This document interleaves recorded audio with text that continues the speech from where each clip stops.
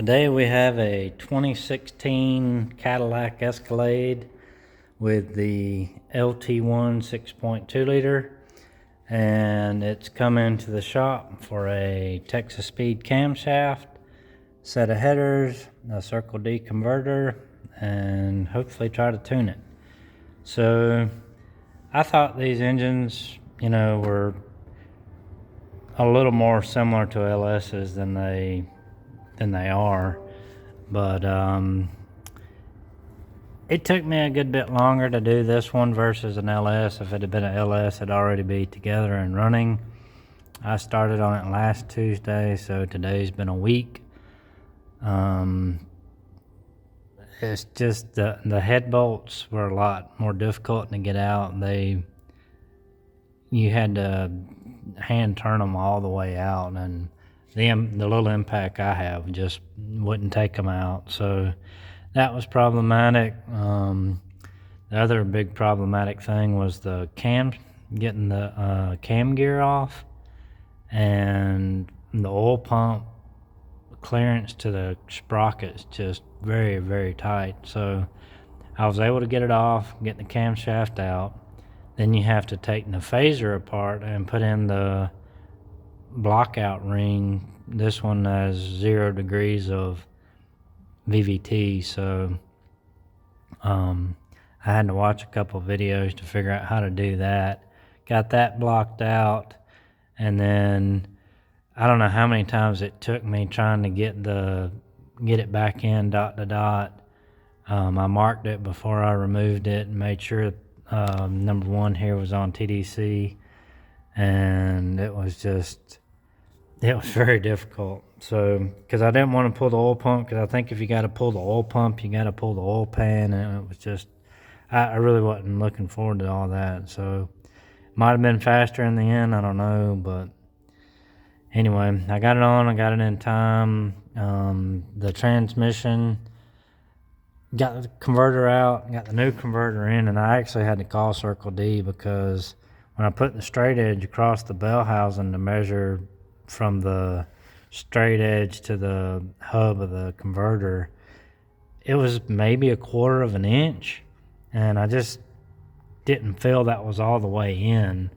I know on the 4L80s and 4L60s, there's usually an inch or more room between the straight edge and the hub of that goes in the crankshaft. So I called Circle D. I told him, hey, I pulled it out, and it looks like the pump pads matched the flats on the converter.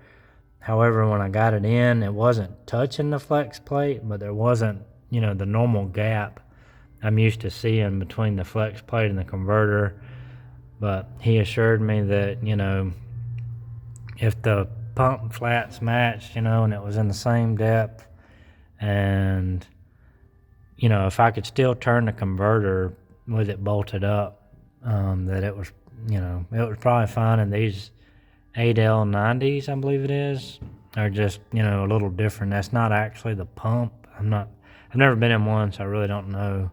But he assured me that I was correct in installation and it should be good to go. So hopefully he's correct and it is in all the way.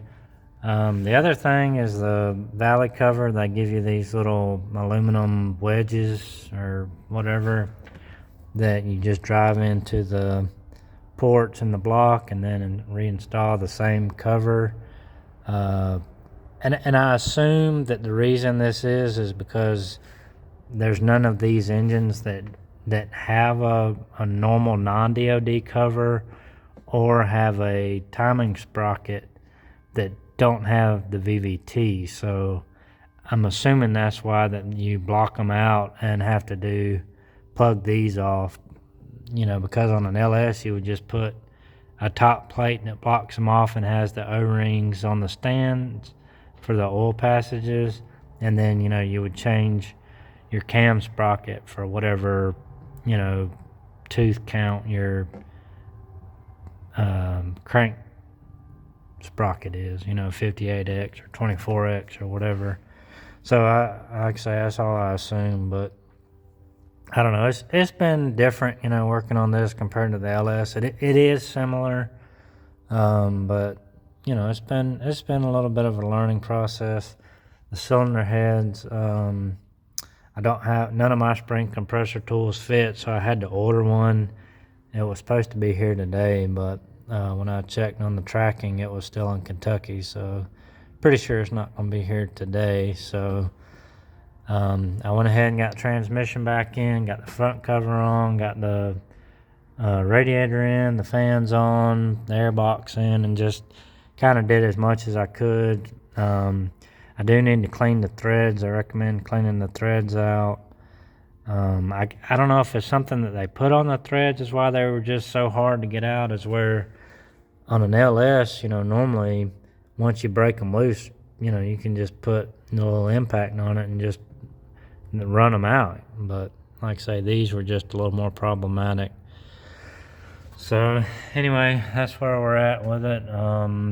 As soon as my spring compressor tool gets here, I'll get the springs changed out and see how the tuning goes. I haven't tuned the 5th gen yet, so been watching some videos on that.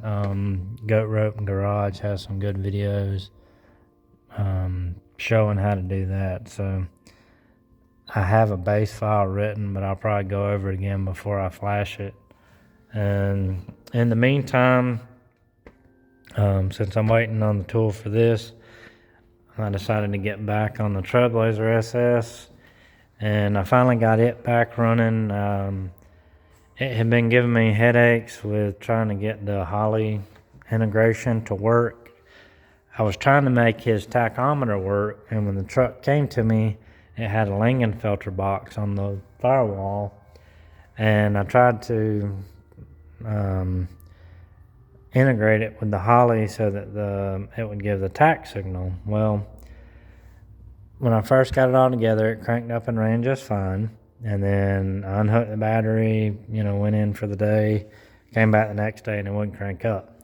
So all the lights were white on these diagnostic lights were all white, and then they didn't come on at all. We got another ECU, checked everything, double checked the wiring colors, everything, and it just, everything matched. So again, it cranked right up, ran fine, revved up, and everything seemed to be working. Unhooked it from the battery again, come back the next time, no RPM signal. Well, the terminator gets its signal from the crankshaft, so I get it up in there, pull the starter for the 17th time, and again, the wiring is correct, and I'm at a loss for what's going on here. So I start digging into it, and then just cut the wires from the converter box, check them with my meter, and somehow the wires had 12 volts. So these orange wires from this converter box are supposed to be 5 volts. So I cut them, and the signal went away. So it was putting 12 volts out of the orange, which goes to the 5 volt on the cam and the crank sensor. So it was back feeding to the map. So when I pulled the map off, I checked the 5 volt reference, and I think it had 0.4, and then the signal return had, I think it was 2.3. So I was like, what in the world? And again, when I cut those wires, the orange wire going to the crank and going to the cam, then no voltage on the signal, and then I had, I think, 1.2 or something on the signal. So I pulled the A26 pin out of the Holley and tried it, see what it was, and then everything seemed normal. I went to the E40, found 3 or 4 wires or 5 volt reference, tied in a 5 volt reference to the TPS to backfeed to the Holley, unhooked it from the Holley, and then I swapped the crank sensor, and it cranked up and ran. So now I've got to finish putting everything back together and see what happens. But it was just, I don't understand what happened with that converter box as to why those two orange wires were supposed to be 5 volt, and somehow they were getting 12 volts, and that was probably the reason that the first one and this one started acting up. But anyway, always check your voltages before you plug stuff up. Just even if, I mean, like I say, I've double checked, triple checked. I don't know how many times I checked the wire, and I even took a picture of it so I could look, and make sure. And I thought maybe somehow I had gotten them crossed, because it's easy to do, because you got 3 wires on your crank, 3 wires on your cam. You got 3 wires going for the cam into the vehicle, and then 3 wires for your crank in. So I don't know. Everything was unplugged. It was completely unplugged from the vehicle, and it had the 12 volts at those orange wires. So I don't know what happened, but I just cut the whole thing out, got it out of the system, stole the 5 volt reference from the E40, and it's working now. So I'm gonna roll with it and try to finish up everything. Give it I got the output from the IO harness going to the speedometer, so I hope that works.